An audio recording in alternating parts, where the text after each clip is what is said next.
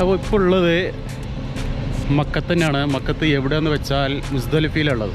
ഇതിന് മുന്നുള്ള വീഡിയോസുകൾ കണ്ടപ്പോൾ ഏകദേശം മനസ്സിലായിട്ടാണ് ഹാജികൾക്ക് സേവനം ചെയ്യാൻ വേണ്ടി ഡ്രൈവറായിട്ട് വന്നതാണ്. അതായത് ഇവിടുത്തെ ബസ് ഡ്രൈവറായിട്ട് വന്നതാണ്.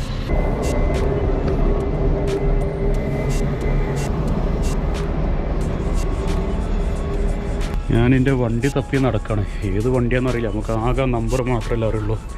എല്ലാ വണ്ടിയും ഒരേപോലെ. ഇതാണ് നമ്മളെ വണ്ടി. മാഷാ കൂട്ടത്തിൽ നല്ല വൃത്തിയുള്ള വണ്ടിയാണ്. അതിന് വലിയ കിട്ടൽ. ഇപ്പോൾ വണ്ടിയൊക്കെ നമ്മളൊന്ന് ജസ്റ്റ് ഒന്ന് കയറിക്കാണ്ടൊന്ന് ചെക്ക് ചെയ്താണ്. സ്റ്റേ ചെയ്ത സ്ഥലം കണ്ടില്ലല്ലോ, ഞാൻ പോകുമ്പോൾ കാണിച്ചു തരാം. നല്ല രസമാണ്. ഏകദേശം 4 ഷെഡുണ്ട്.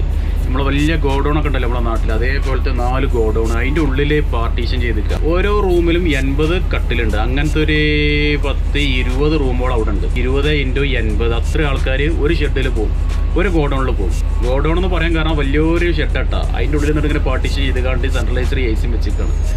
സൗകര്യമൊക്കെ എല്ലാം അടിപൊളിയാണ് മാഷാ അല്ലാ. പിന്നെ ബാത്റൂം സൗകര്യം കുറവാണ്. അത്ര ആൾക്കാർക്കുള്ള ബാത്റൂം സൗകര്യം ഇല്ല, എന്നാലും അഡ്ജസ്റ്റ് ചെയ്യാൻ പറ്റും. പിന്നെ ഒതുണ്ടാക്കാനുള്ള സൗകര്യമുണ്ട്. പിന്നെ അതേപോലെ ഇതിൻ്റെ തൊട്ടടുത്ത് തന്നെ പള്ളിയുണ്ട്, ക്യാൻറ്റീൻ ഉണ്ട്. ക്യാൻറ്റീനാണ് നിങ്ങൾ നേരത്തെ കണ്ടത്. കാരണം ഹാജിമാർ മിനയിൽ ഇങ്ങോട്ട് എത്തിക്കഴിഞ്ഞാൽ മിനയിൽ രാപ്പാർക്കുക, പിന്നെ മിനയിൽ നിന്ന് മുസ്ദലിഫയെ കൊണ്ടുപോവുക, എന്താണ് അറഫയെ കൊണ്ടുപോവുക. ഇതൊക്കെയാണ് നമ്മുടെ ഡ്യൂട്ടി. അപ്പോൾ ഇന്നലെ ഞങ്ങൾക്ക് ഇതിനെക്കുറിച്ച് ചെറിയൊരു ക്ലാസ് ഒക്കെ എടുത്ത് തന്നിരുന്നത്, എങ്ങനെയൊക്കെ ഞങ്ങൾ ഹാജിമാരെടുക്കണം, എവിടെ നിന്നൊക്കെ എടുക്കണം എന്നുള്ളത്. പിന്നെ അതിൻ്റെ ശേഷം ക്ലാസ്സിന് ശേഷം ഞങ്ങൾ ഡ്രൈവേഴ്സിന് എല്ലാവരും വണ്ടിയിൽ കയറ്റിയിട്ട് നമുക്ക് ആ റൂട്ട് കാണിച്ചു തന്നു. അറഫയിൽ എവിടെ നിന്നാണ് നമ്മൾ ആളെടുക്കേണ്ടത്, ആളെ ഇറക്കേണ്ടത്, അതേപോലെ മിനയിൽ മുസ്ദലിഫയിലൊക്കെ എങ്ങനെ ആളെ ഇറക്കണം, എങ്ങനെ ആളെ കയറ്റണം എന്നൊക്കെ ഉള്ളത് നമുക്ക് പഠിപ്പിച്ചു തന്നു. ബേജാറാവാനോ ടെൻഷൻ ആവാനോ ഒന്നുമില്ല. നമുക്ക് ജസ്റ്റ് എങ്ങനെ ട്രാക്ക് ഏകദേശം മനസ്സിലാക്കി തന്നിട്ടുണ്ട്. പിന്നെ എല്ലായിടത്തും ഇവിടുത്തെ സെക്യൂരിറ്റിക്കാർ നിൽക്കുന്നുണ്ടാവും. അവർ എവിടെയാണോ നിർത്താൻ പറഞ്ഞാൽ അവിടെ നിർത്തുക, എവിടെ നിന്നാണോ ആളെടുക്കാൻ പറഞ്ഞാൽ അവിടെ നിന്ന് ആളെടുക്കുക, എങ്ങോട്ടാണ് പോകേണ്ടതെന്ന് പറഞ്ഞാൽ അങ്ങോട്ട് പോവുക. അത്രേ ഉള്ളൂ. നമുക്ക് ജസ്റ്റ് ഡ്രൈവ് ചെയ്താൽ മാത്രം മതി. പിന്നെ ഡ്യൂട്ടി ടൈം അത്യാവശ്യം ഉണ്ടാവും. നമുക്ക് ഏകദേശം ഗസ് ചെയ്യാൻ പറ്റൂല എത്ര സമയമെന്നുള്ളതൊന്നും. മേ ബി ചിലപ്പോൾ ഒരു 24 hours നമ്മൾ വണ്ടിയിൽ തന്നെ ഇരുന്ന് അങ്ങനെ ഡ്രൈവ് ചെയ്യേണ്ടതെന്നൊക്കെ പറഞ്ഞിട്ടുണ്ട്. എങ്ങനെയാണെന്നുള്ള കറക്റ്റ് മനസ്സിലായിട്ടില്ല. ഒരു ദിവസം നമ്മൾ ഡ്യൂട്ടി ചെയ്യുമ്പോഴേ മനസ്സിലാവുള്ളൂ. എന്തായാലും ഇവിടെ ഏകദേശം 2-3 ദിവസമോ അല്ലെങ്കിൽ 4 ദിവസം നമുക്ക് ഡ്യൂട്ടി ഉണ്ടാവും. മക്കത്തെ റൂമിൽ നിന്ന് എല്ലാവരെയും എല്ലാ വണ്ടികളും എവിടേക്ക് വണ്ടികൾ ഓടുന്നുണ്ടോ ആ സകല വണ്ടികളും അവിടെ നിന്ന് ഇങ്ങോട്ട് കൊണ്ടുവന്നിട്ടുണ്ട് കേട്ടോ. അപ്പോൾ ഞങ്ങൾ അവിടുന്ന് വരിക്കനെ പോകുന്നൊക്കെയായിരുന്നു. ഒരാൾ മുന്നിൽ ഞങ്ങൾക്ക് വഴി കാണിക്കാണ്ടായിരുന്നു. ഏകദേശം 50-60 ബസ്സോളം നമ്മളത് ഒരു ടൈമിൽ നമ്മൾ കൊണ്ടുവന്നിട്ടുണ്ട്. അത് 50 ബസ്സിലാണ് ഞങ്ങൾ ഇങ്ങോട്ട് എത്തിയത്. അത് ഭയങ്കര രസമായിരുന്നു സംഗതി. റോഡ് ഫുള്ളായിട്ട് നമ്മൾ തന്നെ, അതും നമ്മൾ ഈ പച്ച വണ്ടി മാത്രമായിരുന്നു ഒരു സമയത്തുണ്ടായിരുന്നത്. ഇതേപോലെ തന്നെ ഓരോ ദിവസമായിട്ട് ഓരോ സമയത്തായിട്ടാണ് എല്ലാ കമ്പനീൻ്റെ ബസ്സും ഈ ഇങ്ങോട്ട് എത്തിച്ച് കിട്ടുക. ഇങ്ങോട്ട് വരണമെന്നുണ്ടെങ്കിൽ നമുക്കൊരു പെർമിറ്റ് വേണം. ശരിക്കും ഇപ്പം ഹജ്ജിൻ്റെ പ്രധാന കർമ്മങ്ങളായ ഈ 3 സ്ഥലത്തേക്കും നമുക്ക് വരണമെന്നുണ്ടെങ്കിൽ 3 അല്ലെങ്കിൽ 4 സ്ഥലം, ജംറാത്ത്, പിന്നെ മുസ്ദലിഫ, മിന, അറഫ, ഈ എല്ലാ സ്ഥലത്തും നമുക്ക് എത്തണമെന്നുണ്ടെങ്കിൽ നമുക്ക് പെർമിറ്റ് വേണം കേട്ടോ. ഡ്രൈവേഴ്സിന് എല്ലാവർക്കും കമ്പനി എടുത്ത് തന്നിട്ടുണ്ട്. അതുകൊണ്ടാണ് ഞങ്ങൾക്ക് ഇങ്ങോട്ട് എത്താൻ പറ്റിയത്. അല്ലാന്നുണ്ടെങ്കിൽ ഇങ്ങോട്ട് വരാൻ പറ്റില്ല. പുറത്തുള്ള ഒരാൾക്കും ഇങ്ങോട്ട് വരാൻ പറ്റില്ല.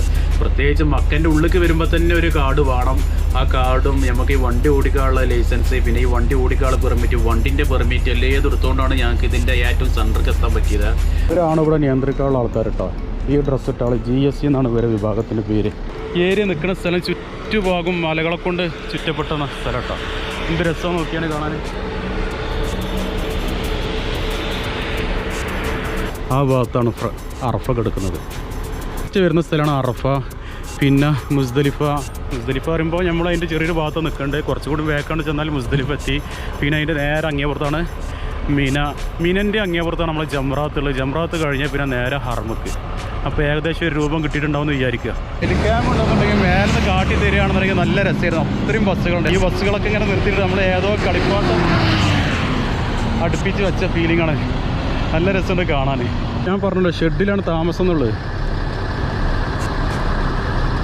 ഇതാ കാണുന്നത് 1, 2, 3, 4 ഷെഡുണ്ട്. Shed means godown. നമ്മളെ നാട്ടിലൊരു ഗോഡൗണിൻ്റെ സിസ്റ്റമാണ്. അതുകൊണ്ടാണ് ഈ ഗോഡൗൺ എന്ന് പറയാൻ കാരണം കേട്ടോ. അതിൻ്റെ ഉള്ളിൽ പോലെ റൂമാക്കി തിരിച്ചിരിക്കുകയാണ്. ഇതൊക്കെ കൊല്ലത്തിൽ ഒരു പ്രാവശ്യം ആവശ്യത്തിന് വേണ്ടിയാണ് ഇതൊക്കെ ചെയ്തിട്ടുണ്ട്. അതാണ് ഇതിൻ്റെ ഏറ്റവും വലിയ രസം. ഈ ഹജ്ജ് സീസണിൽ മാത്രമാണ് ഇവിടെ ആളുകൾ വരുള്ളൂ. ഇതേപോലെ ഡ്രൈവേഴ്സ് വരുള്ളൂ, ഇതേപോലെ വണ്ടി നിർത്തിയുള്ളൂ. അല്ലാത്ത സമയത്തൊന്നും ഇങ്ങോട്ട് ആളുകൾ വരില്ല. പിന്നെ നമ്മൾ ഉംറക്കാർ അങ്ങോട്ടും ഇങ്ങോട്ടും ഇതൊക്കെ കാണാൻ വേണ്ടി വരുന്ന ആൾക്കാർ മാത്രം, ഇടപെട്ട വണ്ടികൾ മാത്രമേ ഇതിലൂടെ യാത്ര ചെയ്യുള്ളൂ. ഈ ചെറിയ വണ്ടികളൊക്കെ കണ്ടില്ല, അത് ഫുള്ള് വർക്ക്ഷോപ്പാണ്. അതിൻ്റെ ഉള്ളിൽ ഒരു വണ്ടിക്ക് എന്തൊക്കെ കംപ്ലയിൻറ്റ് വന്നോ അത് ഫുള്ള് നന്നാക്കാനുള്ള എല്ലാ സംവിധാനങ്ങളും അതിൻ്റെ ഉള്ളിലുണ്ടാവും. ഓരോ കമ്പനീൻ്റെ വണ്ടികളാണ് ഇതൊക്കെ കാണുന്നത്. ഈ കാണുന്ന 2 നമ്മളതാണ് റവാഹിൽ. ഇതാണ് ഞാൻ പറഞ്ഞ ഷെഡ് അല്ലെങ്കിൽ ഗോഡൗൺ. അതിൻ്റെ ഉള്ളിലാണ് നമ്മൾ താമസം.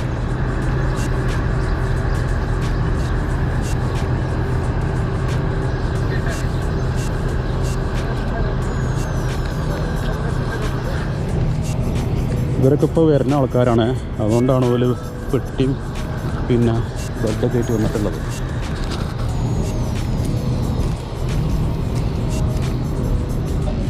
ഒരുവിധം എല്ലാ രാജ്യക്കാരുണ്ട് കേട്ടോ ഈ കൂട്ടത്തിൽ. മിസ്രികൾ, ഇന്ത്യക്കാർ, ബംഗാളികൾ, സുഡാനികൾ ഇവരൊക്കെയാണ് ഇപ്പോൾ ഡ്രൈവേഴ്സായിട്ട് വന്നിട്ടുള്ളത്. സെൻട്രലൈസർ ചെയ്യേണ്ടത് ഇതാണ് ഞാൻ പറഞ്ഞ റൂമുകൾ.